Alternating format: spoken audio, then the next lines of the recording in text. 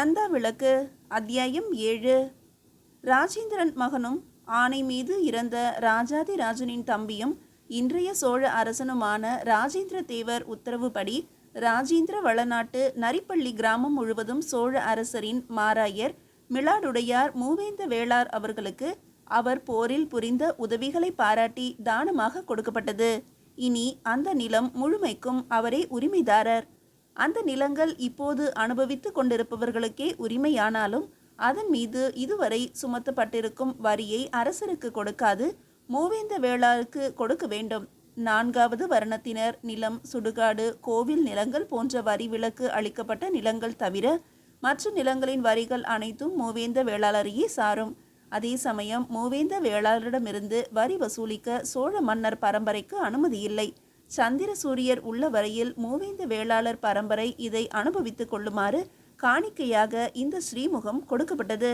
இதற்கு அதமம் பண்ணியவர்கள் கங்கை கரையில் காரம்பசுவை கொன்ற குற்றத்துக்கு ஆளானவர்கள். பரமேஸ்வரர் ரட்சை. இந்த ஓலையின் வாசகங்களை கல்லிலே வெட்டி கொள்ளும் உரிமையையும் கொடுத்தோம். இவை என் எழுத்து என்று ராஜேந்திர தேவரின் கையெழுத்தும் சோழ லட்சினையும் பொறிக்கப்பட்டிருந்தன. ஊர் திகைத்தது. அரசர் ஆணை என்பதால் வேறு வழியின்றி ஏற்றுக்கொண்டது. மாராயர் மூவேந்த வேளார் தொண்டையை செருமிக்கொண்டு எழுந்து நின்றார். இது உங்களுக்கு நல்லது என்று புரிந்து கொள்ளுங்கள். எப்போது வரி விதிக்கும் அதிகாரம் எனக்கு இருக்கிறதோ அப்போது உங்களை பாதுகாக்கின்ற கடமையும் வந்துவிட்டது. வரி கொள்முதல் ஆங்காங்கே நடக்கின்ற அத்துமீறல்களை நீங்கள் கேட்டிருப்பீர்கள். ஊர் நிலவரம் தெரியாமல், விளைச்சல் பற்றி அறியாமல் 100க்கு 40 கலம் நெல் கொள்முதல் செய்கின்ற கட்டாயங்களை நீங்களும் அனுபவித்திருக்கிறீர்கள். அப்படி நடக்கக்கூடாது என்பதற்காகவே இப்படி பெரிய கிராமங்களை சோழ மன்னர் பிரித்து ஆளுமை செய்ய விட்டிருக்கிறார். இங்கே வரி இன்றிலிருந்து 100க்கு 30 கலமாக குறைக்கப்படும் என்பதை தெரிவித்துக் கொள்கிறேன். கூட்டம் எழுந்து நின்று ஆரவாரம் செய்தது. வரி குறைப்பை மிகுந்த சந்தோஷத்துடன் ஏற்றுக்கொண்டது. இது மட்டுமல்ல, இங்குள்ள காடுகளை திருத்தி பெரிய வாய்க்கால்கள் வெட்டி ஊரின் ஒவ்வொரு மூலைக்கும் நீர் பாய்ச்ச செய்வது என் பொறுப்பு. மேடான இடங்களில் குளமோ கிணறோ வெட்டியும் அங்கேயும் சாகுபடிக்கு ஏற்பாடு செய்வதும் என் வேலை. அதையும் தவிர இங்கு பெரிய பாடசாலைகள் ஏற்படுத்தப்பட வேண்டும். சுற்றியுள்ள 18 கிராம பிள்ளைகளும் அந்த பாடசாலைக்கு வந்து போகும்படி பாதைகள் ஏற்படுத்த வேண்டும் என்பதும் என் விருப்பம். உங்கள் உடைமைகள் எதிலும் கை வைக்க எனக்கு உரிமை இல்லை. அரசருக்கு செலுத்த வேண்டிய வரியை எனக்கு செலுத்தினால் போதும். இங்கே நான் தங்குவதற்காக ஒரு மாளிகை எழுப்ப போகிறேன். அரசு பணிகளுக்காக அவ்வப்போது கங்கை கொண்ட சோழபுரம் போய் வருவேன். உங்கள் குறை எதுவாயினும் என்னிடம் சொல்லலாம். விலங்குகள் தொந்தரவு இருக்கிறதையா? கூட்டத்தில் ஒருவர் கூறினார். கழுதை புலி தொந்தரவு, இன்னொருவர் பதில் சொன்னார். கழுதை புலி தொந்தரவா? இவனா தொந்தரவு செய்கிறான்? மாராயர் பழங்கூரன் குன்றனை காட்டினார். ஊர் வாய்விட்டு சிரித்தது. கூட்டத்தில் இருந்த புலவர் மட்டும் சிரிக்கவில்லை. இவனைத்தான் கழுதை புலி என்று தலைநகரில் சொல்கிறார்கள். அரசரை சிரிக்க வைத்து ஏகமாக பரிசுகள் வாங்கிவிட்டானே. மாராயர் சொல்ல கூட்டம் மறுபடியும் சிரித்தது. பழங்கூரன் குன்றன் கழுதை புலி போலவே சிரித்தான். மாராயர் அவனை சைகையால் அமர்த்தினார். ஐயா, ஒரு சந்தேகம். புலவர் எழுந்தார். கேளுங்கள். வரி குறைப்புக்கு நன்றி. நீங்கள் சொல்லும் திட்டங்கள் நிறைவேற இறைவன் அருள் செய்யட்டும்.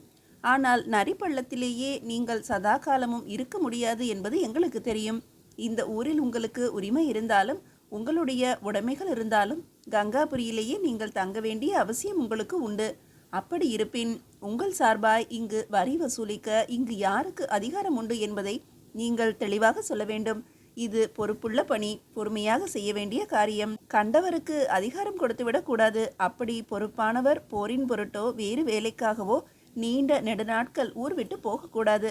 நீங்கள் செய்ய போகும் நீர்ப்பாசன வேலைகளை நின்று மேற்பார்வை செய்யும் திறன் உடையவராக இருக்க வேண்டும். பாதைகளை போடுதலும் பள்ளிக்கூடம் எழுப்புதலும் எளிதான வேலையல்ல. அதன் செலவினத்தில் கையாடல் செய்வதற்கோ கருத்தில்லாமல் அழிப்பதற்கோ வகைகள் உண்டு.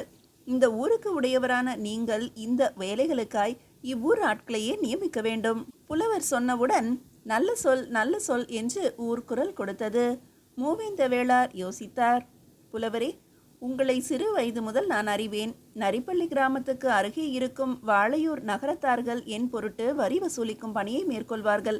ஒருவரை குறிப்பிட்டு சொல்வதை விட வாளையூர் நகரத்தார்கள் அனைவரும் எனக்கு கணக்கு ஒப்புவிக்க வேண்டும் என்றும் அந்த கணக்கை 18 கிராம சபையும் ஒப்பிட்டு கையெழுத்திட வேண்டும் என்றும் கேட்டுக்கொள்கிறேன். ஆனால் பாதை அமைப்பதையும் வாய்க்கால் வெட்டுவதையும் ஒரு கூட்டத்தினரிடம் விட்டால் அது சரியாகாது. புலவரே, பல்வேறு திறமையுள்ள நீங்கள் இப்பணியை எடுத்துக்கொள்ளுங்கள். உங்கள் மீது எனக்கு மிகுந்த நம்பிக்கையுண்டு. நீங்கள் அதற்கு என்ன செலவு என்று சொல்கிறீர்களோ அதனை மறுப்பின்றி ஏற்க நான் சித்தமாக இருக்கிறேன். இதற்கு முன்பணமாக 3000 பொற்காசுகள் உங்களிடம் தருகிறேன். பல்லக்கு போன்ற பணப்பெட்டி புலவர் முன்பு வைக்கப்பட்டது. புலவர் அதிர்ந்து தரையில் உட்கார்ந்தார். ஊர் அவரை ஏற்கும்படி நிர்பந்தித்தது. அரசரின் இந்த ஸ்ரீமுகத்தை ஜம்புநாதர் கோயில் வெளி மதில் சுவற்றில் வெட்டினார்கள். ஆங்காங்கே வசூலித்து முன்வரியாக 100 கலம் நெல்லை கூடை வண்டியில் ஏற்றி மாராயருக்கு கொடுத்தார்கள். போகும் வழியில் மாராயர் உமையாள் நிலத்தை இறங்கி பார்த்தார். அவள் வயலை ஊடறுத்து போகும் வாய்க்காலை ஆழப்படுத்தி அந்த வாய்க்காலுக்கு கருங்கல் பாவச் சொல்லி கட்டை மதகுகளும் போடச் சொன்னார்.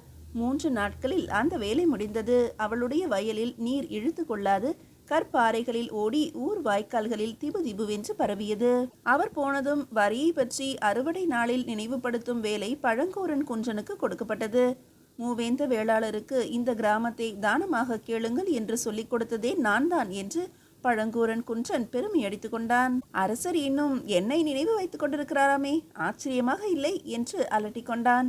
ஊருக்கு நீர் பாய்ந்த பிறகுதான் உமையாள் வயலுக்கு பாய வேண்டும் என்று தானாக கட்டளையிட்டான்.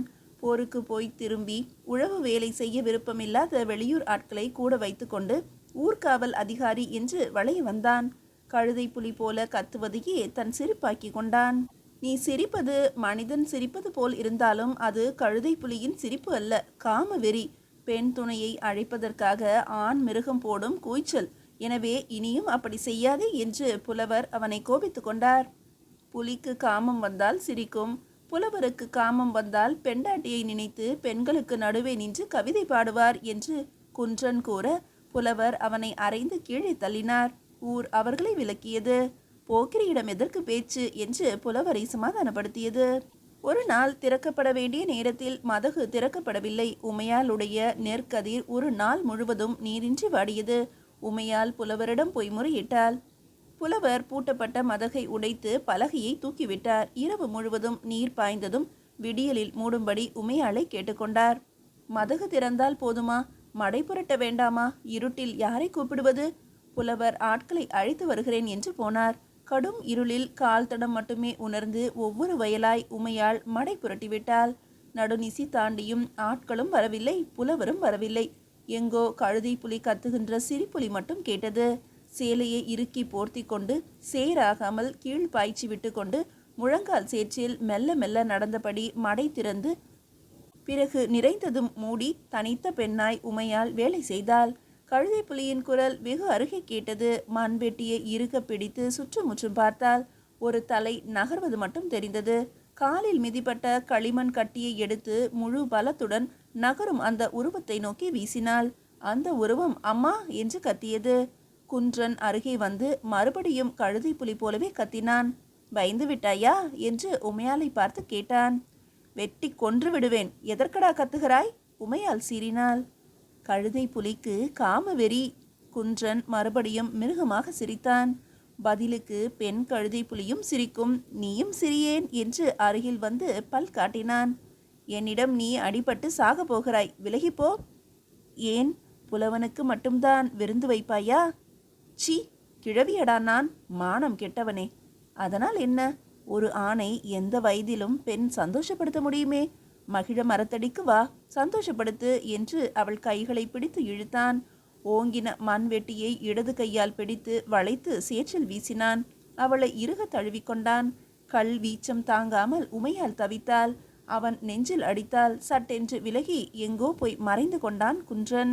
உமையால் தடுமாறி எழுந்தாள். சேறு விட்டு வரப்பில் நடந்து வயலுக்கு நடுவே இருந்த மகிழ மரத்தடி மண் தரையின் அருகே அமர்ந்து கொண்டாள். மரத்தின் மீதிருந்த குன்றன் கீழே குதித்தான். அவளது பின்புறமாக இறுக்கி தழுவிக்கொண்டான். அவள் அப்படியே புரண்டு அவனை சேற்றில் அழுத்தினாள். முதுகோடு கட்டிக்கொண்டவன் முழங்கால் சேற்றில் மூச்சு திணறினான். அவளை உதறிவிட்டு கரையேறினான். தொண்டையில் சிக்கிய சேரால் கழுதை புலி இருமிற்று. உன்னை அனுபவிப்பது முக்கியமில்லையடி. உன்னை அனுபவித்தால் உன் நிலத்தையும் அனுபவிக்கலாம் என்றுதான் முயற்சி செய்தேன்.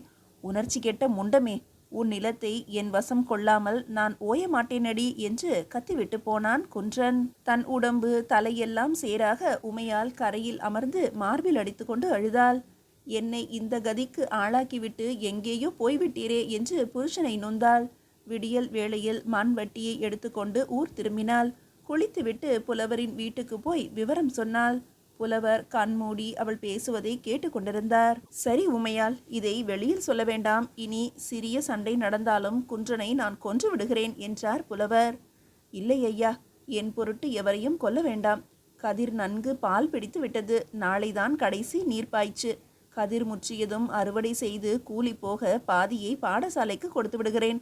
பாதி நெல்லை நீங்கள் வாங்கிக் கொள்ளுங்கள். நான் நிலத்தை பள்ளிக்கு எழுதி வைத்துவிட்டு என் பிள்ளை இருக்குமிடம் நோக்கி போய்விடுகிறேன். இந்த ஊரில் இருப்பது ஆபத்து என்று போகிறாயா அம்மா? இல்லை ஐயா, நிலம் முக்கியம் என்று எனக்கு தோன்றிவிட்டது. என் நிலத்தை அடையவே என்னை கெடுக்க முயன்றிருக்கிறான். புருஷன் இல்லாத பெண் இருட்டில் பார்த்து கட்டி பிடித்து விட்டால் இணங்கி விடுவாள் என்று யோசித்திருக்கிறான். நான் இணங்கிவிட்டால் நிலத்தை கை கொள்ளலாம் என்று கணக்கு போட்டிருக்கிறான். பெண்ணாசையை விட மண்ணாசை மிகவும் கேவலமானது. நிலத்தை பதிகங்கள் கற்றுக்கொள்ளும் மாணவர்களின் படிப்புக்காக என்று எழுதிவிடப் போகிறேன். உன் முடிவு சரியானது உமையால். ஆனாலும் இதை செய்ய இப்படி ஒரு நிகழ்ச்சி நடந்திருக்க வேண்டாம். யார் என்ன சொன்னாலும் சரி, அறுவடை முடியும் வரை உனக்கு காவலாக நானும் வருகிறேன். இன்று இரவும் அந்த கழுதை புலி வந்தால் வெட்டி கொன்று போட்டு விடுகிறேன். புலவரே, உங்களுக்கு 1000 பொறுப்புகள். பகல் முழுவதும் பல இடங்களில் அலைந்து திரிகிறீர்கள். இரவும் வேலை என்றால் உங்கள் உடல்நிலை என்ன ஆகும்? 15 தினங்களில் அறுவடையாகி விடாதா? அதுவரை காவல் இருக்கிறேன் அம்மா. நான் காவலுக்கு வருவதை நீ ஊருக்கு சொல்ல வேண்டாம். ஐயா, இது தவறாகுமே. ஆகாதம்மா, உன் மீது ஒரு பழி சொல்லும் வராது. நான் பார்த்து கொள்கிறேன். தைரியமாக போய் வா. மாலையில் கஞ்சி கலையமும் துவையல் சட்டியுமாய் உமையால் வயல் பக்கம் போனாள். மாலையில் தானே மடை திறந்து இருட்டும் வரை மடை புரட்டிவிட்டு பரணில் உட்கார்ந்து கொண்டாள். இருட்டிய பிறகு கை விளக்கோடு புலவர் வயல் நோக்கி போவதை குன்றன் பார்த்து சிரித்தான். மதகுக்கு மறுபடியும் பெரிய பூட்டாக பூட்டினான். தினமும் குடித்துவிட்டு உடைக்கும் மண் சட்டியை உடைக்காமல் தன் வீட்டுக்கு பின்புறமாக அடுக்கி வைத்தான். மண் இறுகியது. வெயில் காய கதிர் தலை சாய்ந்தது. உமையாள் அறுவடைக்கு கூலி பேசி ஆள் இறக்கினாள். அறுத்த கதிரை மாடுகள் விட்டு போரடித்தாள். கூலி பெண்களை அழைத்து வந்து தூசும் தும்பும் அகற்றினாள். நல்ல நிலவு வெளிச்சத்திலும் அறுவடை நடந்தது. கூடை கூடையாக நெல் அவள் வீட்டு முற்றத்தில் கொட்டப்பட்டது. தரமுள்ள நெல், வகையான அறுவடை என்று ஊர் வியந்தது. புலவர் பாடசாலை கட்டிடத்துக்கு மரம் அறுக்க மலையமான் காட்டுக்கு ஆட்களோடு போனார். கூடவே தச்சர்களையும் அழைத்து கொண்டார். மரமாய் சுமந்து வருவதை விட காட்டிலேயே அமர்ந்து தூணும் உத்திரமும் ஊருக்கு அனுப்ப திட்டமிட்டார். அறுவடை மொத்தமும் முடிந்து ஆண்களுக்கும் பெண்களுக்கும் கூலி அளந்து கொடுத்துவிட்டு உமையால் நெல்லை காலால் தள்ளி தள்ளி உலர்த்தி கொண்டிருந்த நேரம் வீட்டு வாசலுக்கு பழங்குன்றன் வந்தான். கை கோலால் தரையை தட்டினான். 100 கலத்துக்கு 30 கலம் மூவேந்த வேளாருக்கு வரி தர வேண்டும், எடுத்து வை என்று கத்தினான். வரியா? நானா? பைத்தியமா உனக்கு? வீட்டில் ஆண்கள் இல்லாத பெண்களிடம் வம்பு செய்யவே நீ அலைகிறாயா? வெளியே போ. உமையால் சீறினாள். நீயா ஆண் இல்லாத பெண்? புலவனுக்கு கள்ள காதலி என்று ஊருக்கே தெரியுமே. நீ வரி கட்ட வேண்டாம் என்பது பழைய கதை. இந்த வருடம் முதல் புது கதை. இது இறையிலி நிலம், தெரியாதா உனக்கு? இறை இல்லை என்று தானமாக கொடுக்கப்பட்ட நிலம். தானம் உனக்கா கொடுக்கப்பட்டது? உன் தாய்க்கு கொடுக்கப்பட்டது. இது பரம்பரை அனுபோகம். ஊராட்சியெல்லாம் மாறிவிட்டது. இந்த ஊரே மூவேந்த வேளாருக்கு தானமாக தரப்பட்டது. அவரிடத்தே கட்டளை. அவர் என்னிடம் வரி வசூலிக்க சொல்லி உனக்கு கட்டளை இட்டாரா?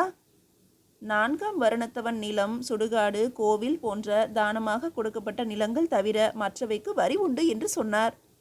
இது தானமாக கொடுக்கப்பட்ட நிலம். என் தகப்பனுக்கு கொடுத்த சன்மானம், என் பாட்டனுக்கு கிடைத்த வெகுமதி.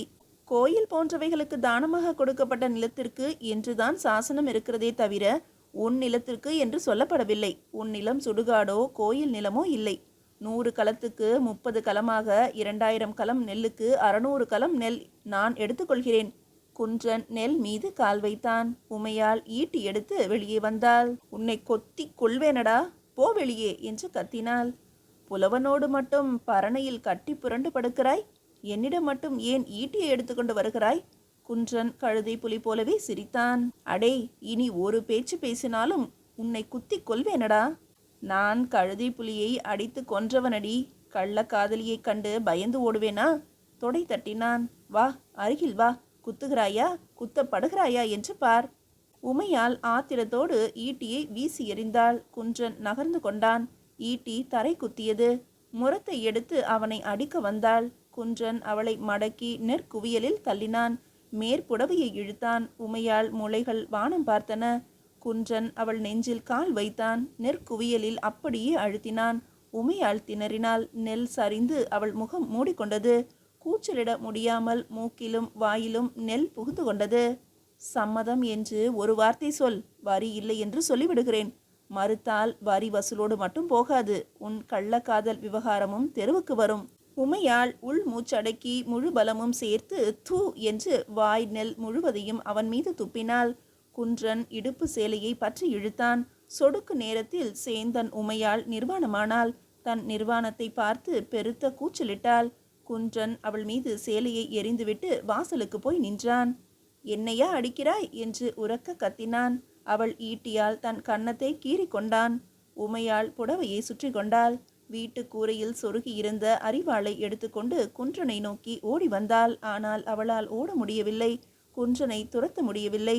மூக்கிலே புகுந்த நெல் தொண்டை குழிக்குள் தாறுமாறாக இறங்கி இரும வைத்தது. அவள் கூச்சல் கேட்டு அண்டை வீடுகள் கதவு திறந்து வெளியே ஓடி வந்தன. உமையாள் அரிவாளை குன்றன் மீது வீசினாள். குன்றன் அதை ஈட்டியால் தடுத்து கொண்டான். இடுப்பில் மட்டும் புடவை சுற்றி அதை இடது கையால் இருக்க பற்றி விரிந்த தலையும் அலையும் மார்பகங்களோடும் உடம்பெல்லாம் வியர்வையும் தூசுமாக நிற்கின்ற வெறி பிடித்தது போல அலைகின்ற உமையாளை பார்த்தார்கள். தொடர்ந்த இருமலால் தவித்தாள் உமையாள். பெண்கள் அவளை சுற்றி கொண்டு ஆசுவாசப்படுத்தினார்கள். புடவை கட்டிவிட்டார்கள். உமையாள் அவர்களை விலக்கி கொண்டு ஜம்புநாதேஸ்வரர் கோயிலுக்கு போனாள். கோயில் மணியை ஆவேசமாக அடித்தாள். மீதியை அடுத்த அத்தியாயத்தில் காணலாம்.